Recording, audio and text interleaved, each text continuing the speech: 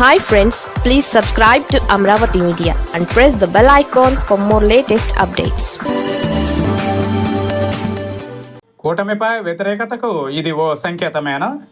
కూటమి ప్రభుత్వంపై జనంలో పెల్లుబికిన వ్యతిరేకతకు ఇది స్పష్టమైన సంకేతం. చంద్రబాబు పాలనపై అసమ్మతి, వ్యతిరేకత ప్రదర్శనలుగానే వైసీపీ చేపట్టిన నిరసనలకు వెల్లువెత్తుతున్న జనాన్ని చూడాలి. సాధారణంగా ఒక గంట కార్యక్రమాన్ని చేపట్టాలంటే ఎంతో కసరత్తు చేయాల్సి ఉంటుంది. జనాన్ని కదలనివ్వకుండా ఒక అరరోజు కార్యక్రమాన్ని నిర్వహించడం అంటే చిన్న విషయం కాదు. అలాంటిది 3 రోజుల పాటు రిలే దీక్షలు, ఆ తర్వాత 24 గంటలు గ్యాప్ తీసుకుని భారీ ర్యాలీలు చేపట్టడం, ఈ కార్యక్రమాలన్నీ సూపర్ సక్సెస్ కావడం రాజకీయంగా వైసీపీకి భారీ విజయం. మెగా డిఎస్సి స్పోర్ట్స్ కోటా నియామకాలలో అక్రమాలపై సిబిఐతో విచారణ, అలాగే ఏపీ విద్యాశాఖ మంత్రి నారా లోకేష్ రాజీనామా చేయాలనే డిమాండ్తో వైసీపీ పోరాటాలని తీవ్రతరం చేసింది.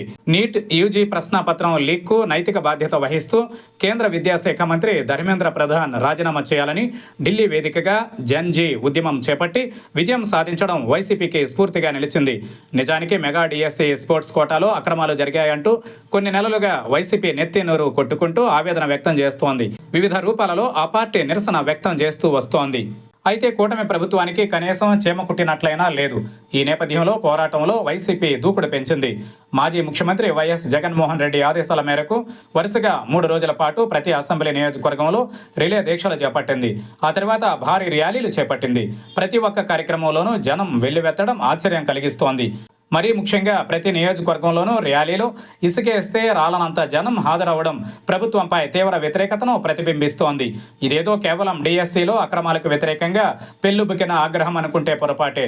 చంద్రబాబు సర్కార్ 2 ఏళ్ల పాలనలో వివిధ వర్గాలు బాధితులుగా మిగిలాయి. చంద్రబాబు అధికారంలోకి వచ్చి 2 ఏళ్లు దాటి 2 నెలలు పూర్తవుతోంది. ఇంతవరకు కొత్త పెన్షన్లకు అర్హులు నోచుకోలేదు. ఆంధ్రప్రదేశ్ వ్యాప్తంగా వేలాది మంది కొత్త పెన్షన్ల కోసం అర్హులైన వాళ్ళు ఎదురు చూస్తున్నారు. కానీ ప్రభుత్వం వైపు నుంచి ఎలాంటి సానుకూల స్పందన రావడం లేదు. అలాగే పొగాకు, మిర్చి, మామిడి, ఆక్వా, ఇతర పంటల రైతులు గిట్టుబాటు ధరలు లేక అల్లాడిపోతున్నారు. అయినప్పటికీ ప్రభుత్వం మానవత్వంతో వ్యవహరించడం లేదన్న ఆగ్రహం రైతుల్లో అంతకంతకు పెరుగుతోంది. 18 నుండి 19 ఏళ్ల మధ్య వయస్సున్న ప్రతి మహిళకు నెలకు 1500 రూపాయల చొప్పున ఇస్తామన్న హామీ అటకెక్కింది. కూటమి చేతిలో మోసపోయామన్న ఆవేదన మహిళల్లో ఉంది. ఉద్యోగం లేకపోతే ప్రతి నెల 3000 రూపాయల చొప్పున నిరుద్యోగ భృతి ఇస్తామన్న కూటమి రాజకీయ పబ్బం గడుపుకొని అధికారంలోకి వచ్చాక ఆ హామీని మర్చిపోయింది.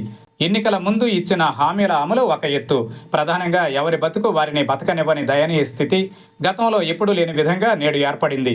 సామాన్యుల భూముల్ని, వ్యాపారాలని అధికార పార్టీ నేతలు లాక్కుంటున్నారు. ఇదేమని గట్టిగా నిలదీస్తే తిరిగి బాధితులపైనే కేసులు నమోదు చేస్తున్నారు. అధికారాన్ని అడ్డం పెట్టుకుని రాజకీయ ప్రత్యర్థులపై ఇష్టాను రీతిలో కేసులు నమోదు చేస్తున్నారు. అవమానకర రీతిలో జైళ్లకు పంపుతున్నారు. ఇలాంటి ఘటనలన్నీ కూడా కూటమిపై ప్రజలలో తీవ్ర వ్యతిరేకతకు దారితీస్తుంది. మరీ ముఖ్యంగా ఏరి కోరి తెచ్చుకున్న కూటమి తమ పాలిట భస్మాసుర హస్తమైందనే ఆవేదన, ఆగ్రహం ప్రజలలో కనిపిస్తున్నాయి. దీంతో ప్రభుత్వంపై వ్యతిరేకతను వ్యక్తం చేయడానికి చాలా వరకు జనం స్వచ్ఛందంగా వైసీపీ పోరాటాలలో పాల్గొంటున్నారు. ఇదే వైసీపీ హయాంలో పాలన 4 ఏళ్లు పూర్తయ్యే వరకు ఏ ఒక్క ప్రతిపక్ష నాయకుడు, కార్యకర్త రోడ్డెక్కే పరిస్థితి లేదు. కానీ కూటమి ప్రభుత్వం కేవలం 2 ఏళ్ల పాలన పూర్తి చేసుకునేసరికి గతంలో ఏ ప్రభుత్వంపై లేని వ్యతిరేకత జనంలో కనిపిస్తోంది.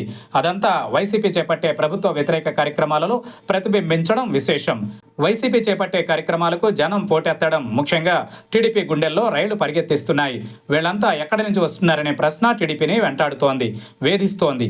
పాలనలోని తప్పుల్ని సరిదిద్దుకోవడానికి బదులు ఆవేశంలో, ఆగ్రహంలో మరిన్ని చేస్తూ కూటమి ప్రభుత్వం అభాస్పాలవుతోంది. మెడికల్ కాలేజీలను ప్రైవేటుకు అప్పగించొద్దనేది పౌర సమాజ డిమాండ్. కానీ ఇది వైసీపీ డిమాండ్గా భావించి చంద్రబాబు సర్కార్ మొండిగా ముందుకెళ్లింది.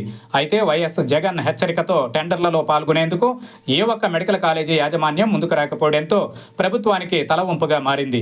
మరోవైపు మెడికల్ కాలేజీల ప్రైవేటీకరణకు వ్యతిరేకంగా వైసీపీ చేపట్టిన ర్యాలీలు ఘన విజయం సాధించాయి. తమ విధానాలపై ప్రజలలో తీవ్ర వ్యతిరేకతకు సంకేతంగా వైసీపీ కార్యక్రమాల విజయాల్ని కూటమి సర్కార్ చూడాల్సి ఉంటుంది. అందుకు విరుద్ధంగా ఎదురుదాడి చేయాలని టీడీపీ భావిస్తే ఏరి కోరి మరింత వ్యతిరేకతను పెంచుకోవడమే. అధికారాన్ని నిలుపుకోవాలంటే ఇప్పటికైనా కూటమి పాలనా రీతిలో మార్పు రావాలి. లేదంటే తమ ప్రభుత్వాన్ని దేవుడు కూడా కాపాడలేరని ముఖ్యంగా టీడీపీ గుర్తుంచుకోవాలి. ఎందుకంటే ప్రజాస్వామ్య వ్యవస్థలో ప్రజలే దేవుళ్ళు. వాళ్లే ఇప్పుడు తమ పాలనకు వ్యతిరేకంగా ఊరు వాడ ఏకమైనట్టు ప్రతి చోట రోడ్డెక్కి తమ నిరసన గళాన్ని వినిపిస్తున్నారు. ఇక నిర్ణయం కూటమి చేతుల్లోనే.